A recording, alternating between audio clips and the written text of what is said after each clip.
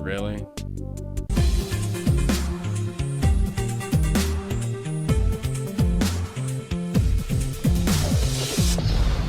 Nitro Rad. If you've been into the whole, video games thing these past couple of years and you don't live under a rock, you're probably familiar with the name Toby Fox. This indie dev who was mostly known for his work on Homestuck and Earthbound ROM hacks had his big break when he launched his first massive original project, Undertale. It was a really cool indie game that explored a lot of different territory in regards to both its story and gameplay. It would break the fourth wall and use the context of its own game mechanics to drive the story forward. It was so meta that it took the meta out of Metal Gear. Your skills have improved, or rather, your hardware. It even used the very concept of a save file in its story, and using that, it delivered some heavier themes in very unique and powerful ways. The inspiration it took from the Mother series in regards to its childlike yet also melancholy tone was obvious, and not to mention, it was funny, the soundtrack kicked ass, and the battle system was a brilliant combination of turn-based and bullet hell combat. Oh, this thing blew up quick. It was phenomenal just how many people were into this thing. You couldn't walk 2 virtual steps on the internet without bumping into Sans or Toriel or somebody from that friggin' game. I mean, I know entire music YouTube channels that blew up significantly once they saw that opportunity and started cranking out some Undertale stuff. It's gotta be 3 years ago at this point, but man, it was a wild ride. But now, the dust has finally settled. It's been 3 years since Undertale came out, and all of this craziness later, I'd say we've reached a pretty reasonable point. I would no longer call it overrated, and I wouldn't even call it underrated either. I think Undertale is pretty evenly rated at this point. But after 3 years of making $1 bazillion on merch, the ever so humble Toby has resurfaced to put out his next project. Not a sequel, but another game that takes place at some point in Undertale's universe. This game is called Deltarune. With Undertale's presence still fairly strong, Deltarune's guaranteed to be an instant hit. I mean, it seemed like I already had dozens of people asking me to check it out the day it was announced. I'm not gonna lie, part of me just kind of wanted to ignore this thing altogether. I'm sure every other idiot on YouTube is scrambling to pump out 18 videos on this thing, but I don't know, a big part of me was just really curious to see what Toby Fox was up to. That is a man that you just don't know what to expect from, right? And with that said, expect tons of spoilers from both Deltarune and Undertale. I usually try to avoid spoilers by either just not bringing them up or by having a timestamp to skip them, but the very fragile nature of Undertale narratives kind of make it hard to comfortably digest this thing without feeling like I'm either leaving too much out or not painting a proper picture. Like when you have the whole thing and then it's all right here, I don't really feel like there's a flow there for something like this, so I'm just don't watch this if you don't want spoilers. Even installing the thing's an interesting process. It's not on Steam this time, so you'll have to get it from the game's main website, which, already has a bunch of merchandise. I somehow knew that wasn't going to take long. Survey program Windows English? What is this? What is this game disguised as malware or something? Malware, the last thing anybody on the planet would ever want to download onto their computer. That's pretty funny, I'm not gonna lie, as if this game is this thing that's so terrible, nobody should ever want to download it, let alone play it. There's always been a level of self-depreciation humor when it comes to Toby Fox, so this kind of gag doesn't surprise me. Apparently, it even gets picked up by a lot of virus programs. Man, you really went all out, huh? The only thing written in the terms of service that you have to agree to is, "You will accept everything from now on." Oh, I see what he's going for here. You install something and you blindly accept the terms of conditions, and then he's here using that, the software to deliver unconventional storytelling and yada, yada, yada. Yeah, I'm sure there's some sort of theme in here somewhere that's gonna relate to this, like Undertale did with the whole reloading the save thing. The thing is, Toby, this isn't new anymore. Stuff like this was mind-blowing to me when I first saw it in games like Undertale and One Shot years ago, but... Sorry, But that won't work this time! You're going to need something new, whether it's a new method of breaking the fourth wall, or a different and more powerful tone or theme or something, perhaps even delivered by the same kind of unconventional means. And ironically enough, Deltarune actually starts out as conventional as games can get, with a character creator. We start with the soul, and we've got to make a body for it. Like Dark Souls, you know, imagine if people, like, called every game Dark Souls because it had like a character creator and not because it was hard. I mean, that's like the same thing. You're taking like a single aspect of a game and being like, oh, it's like that. But man, we get to make our very own little dude to play as in the world of Undertale. That is awesome. I'm sure the fan fiction fans? Is that what you call an advocate of fan fiction? Like a fan fiction fan? It's kind of redundant sounding, I think, but like I don't even remember the joke I was making. This has got to be the creepiest creation screen I've ever seen, though. We float around in this dark, shapeless limbo as we choose each lifeless body part to slap onto our character. I got some Geiger sounds in there too. Still at it with the Earthbound sampling, I see. I always thought it was really cool to sample from a game that in itself it already samples from a lot of other things, like that creepy droning used for the final area. You know that, right?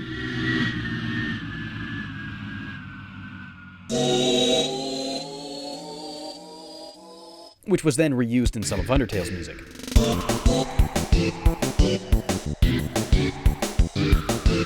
That weird, unsettling sound is the first vocal lyric to the song Deirdre by the Beach Boys.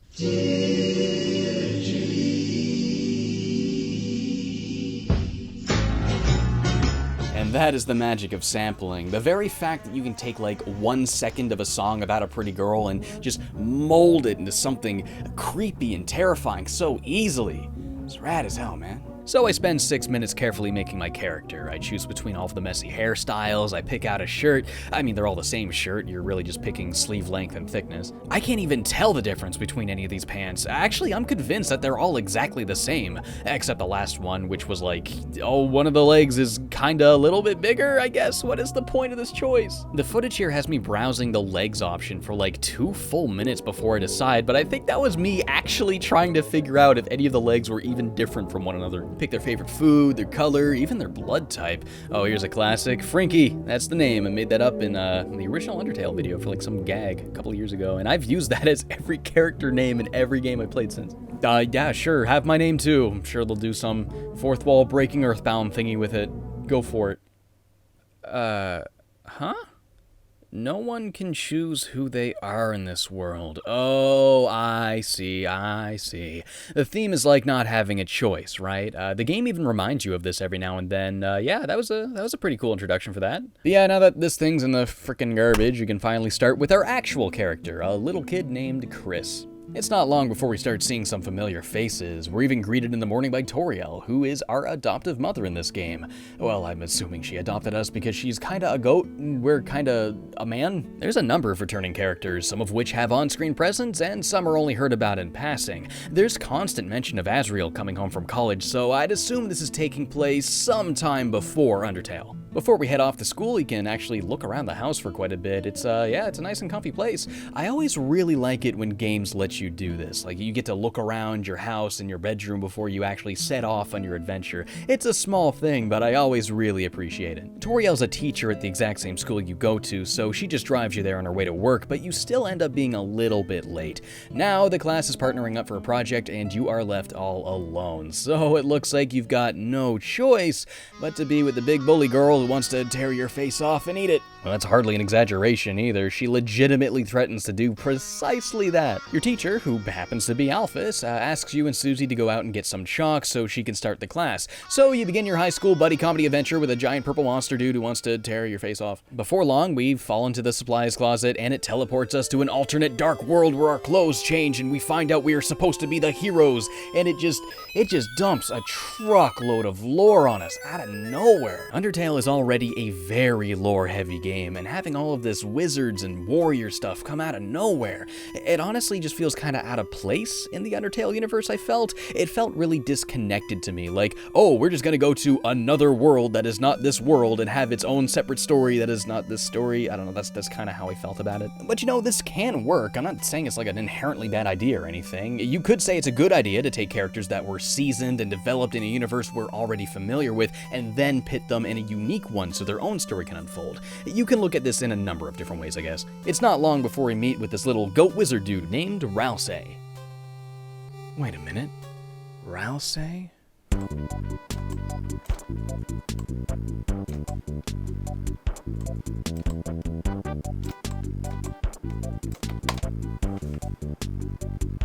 Really? So, like, what, is he actually Azrael in disguise or something? Is it gonna be like, oh, he wasn't at college at all, yada yada yada? You don't find out by the end of this either, which, yeah, I guess that's probably worth mentioning. This is actually not like a full game. This is just the first part in a multitude of chapters that are planned for this thing, so there's gonna be a lot of puzzle pieces that have yet to be on the table. And given the obsessively analytical nature of fans of stuff like Undertale, yeah, I think that was a pretty good move on Toby's part.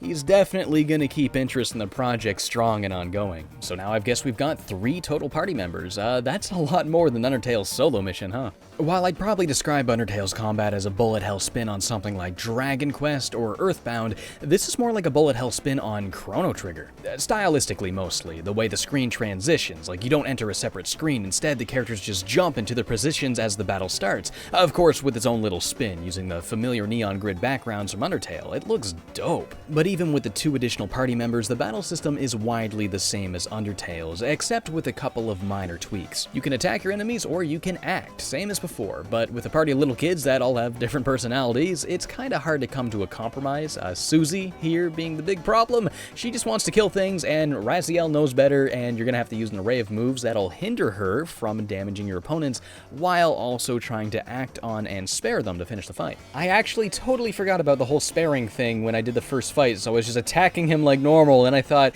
oh, wait, no, and I complimented him on his shoes, and I was like, aight, and then Susie cut him in half and killed him.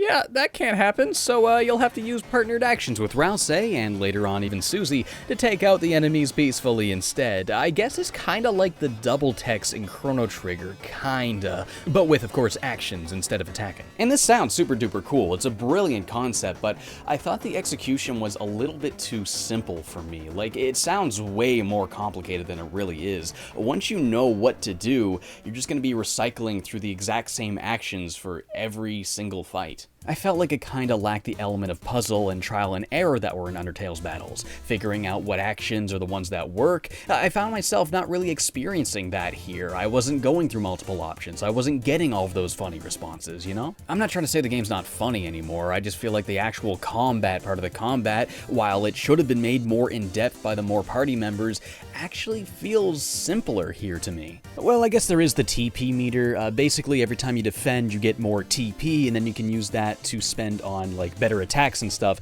It's pretty similar to the TP meter you would see in an RPG Maker game, except you get it by defending instead of like attacking and being attacked. So yeah, I guess that does add a little bit to it, but I mean, all it's really doing is like, okay, don't attack this turn, and then you can do a good attack the next turn. But I guess in turn, that does encourage you just to go through more defense phases. And let's be honest here, it was the defense part of the combat that made Undertale so special, and what they've done with it here feels like a very proper and natural evolution of what we've seen before. You get these snappy reticles to tell you which party members are going to be taking damage, and once again, different combinations of enemies will dish out different variations of their attacks. There's a lot of new juice here to enhance the game feel, just these little visual and audio things that feel very satisfying, like how there's now feedback for bullet graze, these little pings and dings and visual effects when a bullet goes real close to your comfort zone. It makes every one of those close dodges all the more engaging. And the way bullet hell has also been introduced into the overworld is something I really liked. Sometimes projectiles may come on screen outside of battle, and the visuals will then seamlessly morph to alert the player of what to do. The screen dims down, the borders of the area go neon, and your character's soul appears, showing you exactly where your hitbox is. Everything is made so visually clear in such a short amount of time that the first time this happened to me,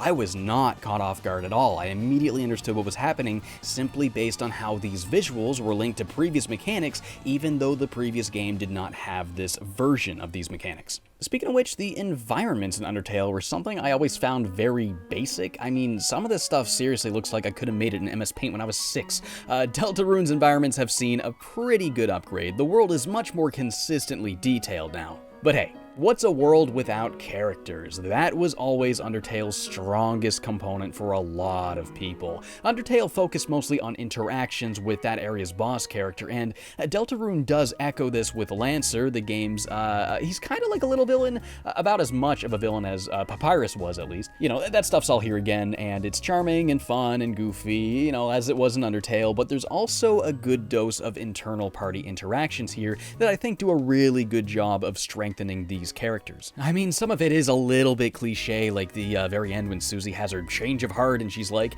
let's go back there tomorrow, and it's like, I don't know, it's cute, but some moments like this, I don't know, man, maybe it's just the delivery, but I didn't really feel my heartstrings being pulled as effectively as they were in Undertale. But again, maybe it's just me, I don't know. That said, I still think the characters are the best thing about this entire game. Seeing them talk to each other and interact and be goofy. Honestly, my favorite part of the entire thing was the very end. After you finish the final fight and you go back to the normal world and it's like, oh no, it's late, I gotta get home. But you just not go home. You can instead explore the entire town and you can talk to everybody. You can talk to characters we know from Undertale, characters that are new to us, seeing familiar faces now living in a community with rules and traditions and relationships. It really was wonderful to hop through town and visit everybody and see what their lives are like. I'm sure this last section has everybody scrambling to the forums to figure out exactly where in the timeline this game's taking place and the things that are going to be set in motion here.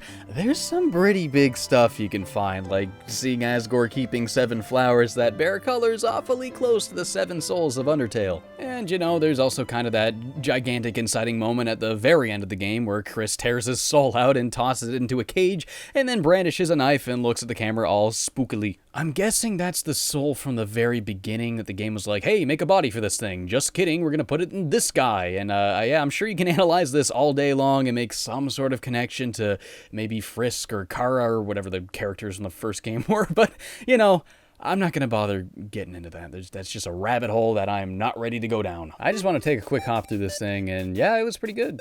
Felt like a natural evolution of the mechanics that made Undertale a pretty rad game. There are some things I feel could be improved on, like a 3-party system not really adding as much as I think it should, but this is the first part of a multi-chapter series, so you never know if there's going to be more done with that in the future. The writing's still on point, the characters are still lovable, the puzzles are comedically simple and very entertaining because of that, but somehow that magic that made me fall in love with Undertale in the first place just didn't really seem to be here for me.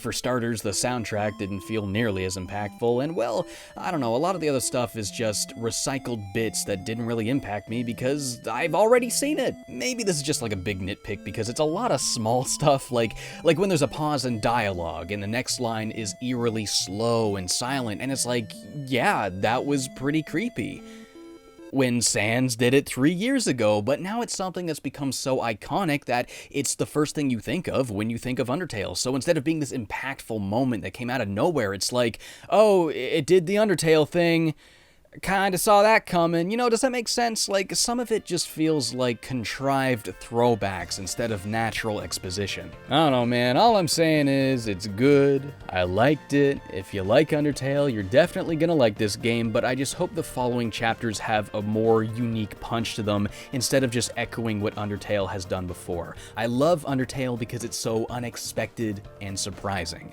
Not because of the things I've already been surprised by. But I mean, like, they planted some serious seeds with the whole meta theme of choice or whatever, so I'm sure something is going to come of that. But it's kind of hard to complain when the game's free, though. I don't know if the rest of it's going to be free or when that's even going to come out, but I think I'm probably just going to wait for the whole thing to finish up before I jump back into it. But yeah, if you're somebody that's into Undertale and like the lore and story behind it, or even somebody that just likes Undertale for like the game part of Undertale, I think you guys are really going to love what he's doing with this thing.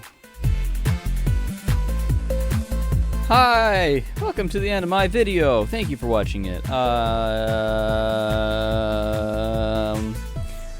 have a Patreon. I do a podcast.